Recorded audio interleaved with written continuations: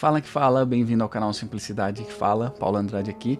Obrigado por você clicar nesse vídeo, espero que esse vídeo te abençoe, te ajude a crescer no seu relacionamento com Jesus Cristo, porque esse é o único objetivo do canal. Hoje eu queria falar com você algumas coisas que eu vi na leitura desse livro aqui. Acabei deixando bem ele aqui, ó. É o livro do C.S. Lewis, Cartas de um Diabo a um Aprendiz, um livro muito bacana. Ele trouxe algumas coisas assim que me fez refletir. Foi uma leitura assim que eu não conhecia esse livro, nada a respeito dele. Conhecia o autor, né? Já tinha lido Cristianismo Puro e Simples, mas não imaginei como que seria esse livro. Esse livro são, bem resumidamente para você, são 31 cartas. É como se fosse um aprendiz de um demônio escrevendo para um demônio de um nível... de uma patente superior, ou até mesmo sendo considerado Satanás, mas é um demônio escrevendo para o outro, relatando como tem sido o trabalho dele na Terra, e aí o outro demônio vai falando, cara, você fez isso errado, tem que mudar isso aqui, e aí eles vão tentando fazer isso para destruir as pessoas, ou impedir que as pessoas vivam com Jesus. Isso é muito interessante. Então assim, 31 cartas curtinhas, talvez se você for ler ele, você pode ler da maneira que eu li, que foi uma carta por dia, então em um mês você finalizava ele, ou você pode escolher de outras maneiras, enfim. Eu sei que foi muito interessante, isso me abriu os olhos, muitas coisas em relação ao inimigo da nossa alma, né? O diabo, ele é o nosso inimigo, ele quer nos destruir, ele vai tentar nos destruir.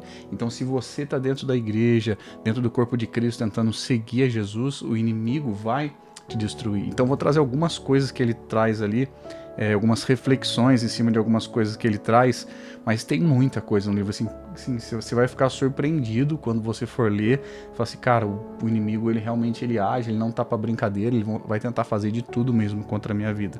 Então a primeira coisa que eu queria dizer pra você que ele traz ali, uma das coisas que o inimigo, né, o diabo, vai fazer contra as nossas vidas é que ele vai tirar o foco da nossa razão e colocar em nossas necessidades. Então ele vai, outras palavras, ele vai tentar nos fazer parar de pensar. Ele vai fazer sempre a gente seguir pelas nossas necessidades. Ele vai tentar tirar a nossa concentração. Ele vai, por exemplo, vai te fazer focar naquilo que você não tem para comer, em vez de focar, colocar sua mente no o Senhor é meu pastor e nada me faltará. Então ele vai fazer você focar os seus olhos, cara, estou passando pelo vale da sombra da morte. Ele vai fazer você colocar todas as suas forças ali, a direcionar todas as suas seu entendimento ali, mas fazer você esquecer de que você vai passar pelo vale das sombras da morte e também os pastos verdejantes te esperam. Então assim, ele vai fazer tudo para fazer com que você viva, com que eu viva, baseado das nossas necessidades. E isso pode aplicar em diversas áreas da nossa vida, principalmente tirando nossa razão, nosso entendimento da palavra de Deus. Vai fazer, sei lá, nossa, eu preciso trabalhar em 1, 2, 3, 4, 5 empregos, porque eu preciso fazer isso, pagar essa conta, pagar aquele carro, aquela casa, vai colocar a sua visão ali toda naquela conta, vai fazer você tirar o foco de parar para pensar e falar assim, não, calma aí, preciso ter um tempo de relacionamento com Deus, eu preciso ter um tempo com Jesus, afinal minha vida é de Deus, Ele é o meu Senhor, Ele é meu provedor. Então essa é a primeira coisa, uma das coisas que eu vi ali no livro, que eu queria compartilhar com você. Ele vai tirar o foco da razão, da sua capacidade de pensar, da sua fé, ele vai tirar tudo isso para colocar o seu foco em uma coisa, nas suas necessidades. Até tem um amigo que fala assim, né, a necessidade baixa o padrão, uma frase que um pastor amigo meu sempre diz para mim. Segunda coisa, ele vai tirar o nosso foco dentro da congregação em dois sentidos. Então, quando você estiver indo para uma comunidade, estiver indo na igreja, no local que você congrega, ele vai usar duas coisas para tirar o foco lá dentro, para tirar os seus olhos de Jesus. Então, a primeira coisa que ele vai fazer, ele vai colocar pessoas ao seu redor, ou situações de pessoas ao seu redor, para tirar os seus olhos do momento de adoração, do momento da palavra. Então, por exemplo, entra um fulano que você conhece na igreja, você sabe que aquela pessoa está devendo. Aí aquela pessoa começa a adorar, levantar os braços, adorar Jesus, se declarar a Jesus, aí começa na sua cabeça, nossa, mas ele está devendo pro fulano, ele está devendo pro ciclano, aí vem aqui na igreja, faz esse teatro, tá fingindo, nossa, aquele outro estava em pecado, tá fazendo isso, nossa, aquele vizinho, você tem que ver, cara, ele é rebenta, briga, só faz um monte de coisa errada, mas aqui na igreja parece um santo. Então ele vai te colocar o seu foco nessas pessoas dentro da igreja e vai tirar o seu foco de Jesus. Você vai ver, passou o culto inteiro, você não conseguiu ouvir o que a palavra disse, você não conseguiu se prostrar diante de Deus, você não conseguiu declarar, levantar suas vozes, a sua voz em adoração a Deus, você não conseguiu fazer nada disso, porque ele colocou pessoas estratégicas ao seu redor e tirou o seu foco de Jesus. Então quando você for participar das suas reuniões, na sua congregação, coloque os seus olhos em Jesus, porque pessoas com problemas vão ter em todos os lugares. Tire, quando ele começar a colocar esses pensamentos, tire e fala assim, não, vou concentrar em Deus. O meu papel é adorar a Deus. E qual é o outro sentido que ele faz isso?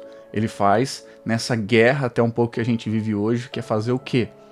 Tirar o nosso foco da igreja eterna e colocar o nosso foco nos prédios. Ah, então a minha igreja é a igreja tal, a minha igreja é a igreja X, a minha igreja está certa. Não, porque na minha igreja a gente faz as coisas assim, tudo é a minha igreja, a minha igreja, a minha igreja, a minha igreja. Você começa a defender a bandeira da sua igreja de uma maneira acima da igreja eterna. Você começa a esquecer que é a igreja eterna, que tem outros irmãos também que vão fazer parte do corpo de Cristo, que fazem parte. Nós não somos a única igreja no mundo inteiro.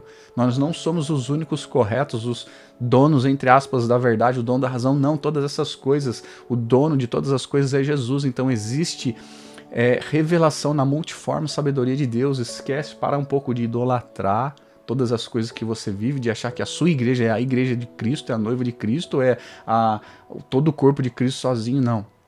Ele vai tirar o seu foco disso, da igreja eterna. Coloque o seu foco na eternidade. Lembre que nós temos outros irmãos que congregam em outras comunidades que também são cheias do Espírito Santo. Outra coisa que ele vai falar, aqui entra um tema da oração também muito bom que ele fala e já nos aborda assim duas coisas bem fácil. A primeira coisa que você não é novidade para você, também não é para mim, é aquela velha frase que nós já ouvimos 1 milhão de vezes, que o inimigo ele não precisa fazer com que ele não precisa atacar as nossas orações, ele vai atacar aonde a gente ora. Então se ele não faz você ir ao lugar de oração, ele já ganhou, ele já venceu. E 95% de nós hoje nem ora mesmo. Então o que ele faz? Ele coloca uma série nova, um amigo liga, o celular toca, é tigrinho, ele coloca um monte de coisa que vai te tirar do lugar de oração. A hora que você vê, você já foi dormir, você tá fazendo outra coisa, você tá jogando bola, você tá jogando videogame, você tá maratonando, você tá fazendo coisas que te dá prazer, você vai ver, você não orou o dia inteiro. Então essa é o jeito mais fácil, é onde ele já derrota todos nós. Ele nos tira do lugar de oração, ele não deixa nem a gente chegar, então ele já venceu a guerra. Mas existe aqueles, talvez 5% que chegam ao lugar de oração, que vão sim todos os dias orarem, que vão buscar Jesus. E aí o que ele faz? O autor ele vai colocar o C.S. Lewis como esse termo aqui, orações inócuas. E o que seriam isso? São orações em que Deus não ouve. Então, aqueles que ele não consegue vencer tirando do lugar de oração, ele vai deixar a pessoa ir no lugar de oração, mas são orações inócuas. Como, por exemplo, aquele fariseu que começou a orar diante de Deus. Ah, que eu não seja como aquele publicano, como aquele pecador, assim, assim, assado.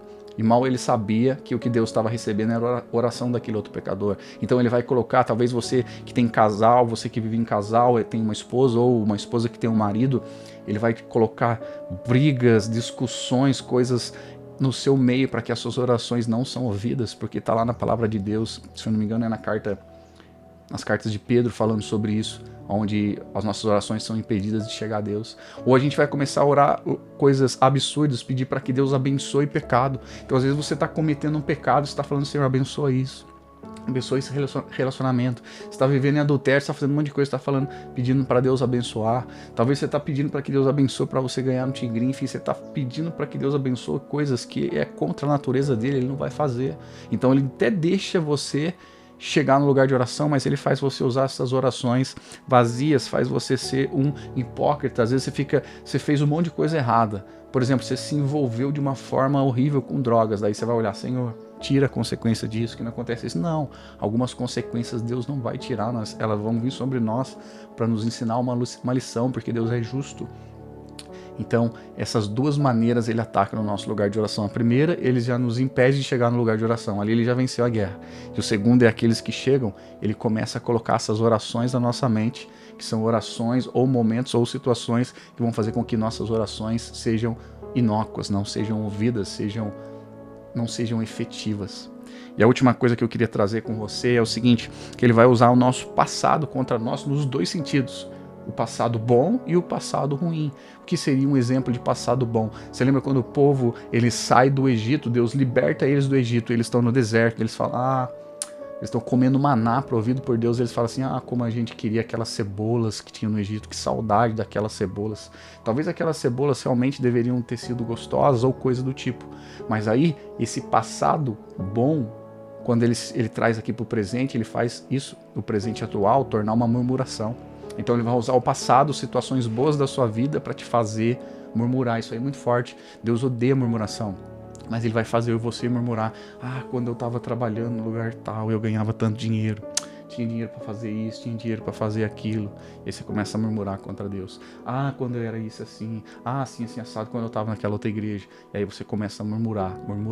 Então ele vai usar o seu passado, as partes boas do seu passado, para te fazer murmurar contra o seu atual presente. E o que a murmuração vai fazer? Te impedir do seu futuro. Esse mesmo exemplo do povo de Israel. A cebola fez eles murmurarem sobre o maná, que impediram eles de chegar na terra onde manda leite e mel. Então a murmuração na sua e na minha vida vai nos impedir de chegar na promessa de Deus sobre as nossas vidas. E isso é forte, guarda isso na sua vida. E a outra coisa que ele vai dizer é quando é a nossa parte ruim do passado, como eu disse. Isso vai nos fazer o quê? Escravidão. A parte boa, murmuração. A parte ruim, escravidão. Eu sou assim porque meu pai fez isso quando eu era criança, porque minha mãe fez isso quando eu era criança. Eu sou assim porque eu não tive pai. Eu sou assim porque eu nunca pude jogar bola quando eu era criança. Eu sou isso por causa disso. Não, porque aquela pessoa me fez tal coisa. E ele nos escraviza ao passado. É lógico que existem situações que precisam de cura, de libertação, que são muito difíceis. Eu não estou falando isso. Mas eu estou falando que ele usa isso para escravizar você naquele passado. Não deu certo mesmo. Meu pai falou para mim que eu não ia dar certo. O pai falou que eu era um burro, então eu vou sempre ser burro mesmo, eu não vou ler a Bíblia. Não deixe o inimigo fazer essas 5 coisas contra você. Você já sabe, cara, nesse livro tem muito mais coisa, muito mais coisa. É só um alerta para você lembrar, para me lembrar de que o inimigo ainda está nativo. Ele ainda está atuando e tentando nos desviar da fé, nos tirar os nossos olhos de Jesus, tirar-nos dentro das congregações, tirar-nos de relacionamentos saudáveis, nos escravizar ao passado, a coisas passadas, nos impedir de chegar à terra prometida. Ele vai fazer isso com você. Então eu recomendo essa leitura, busque esse livro aí, você encontra em qualquer lugar na internet. Eu devo deixar algum link aqui para te ajudar, mas você já sabe, toda terça-feira às 9 horas tem vídeo novo no canal. Espero que esse vídeo tenha te abençoado. Deixe um like, um comentário aí se esse vídeo te abençoou, se fez sentido essas coisas para você, ou se você não concordou com alguma dessas coisas, e a gente vai conversando, a gente vai crescendo junto agora em 2026. Deus te abençoe. Até mais.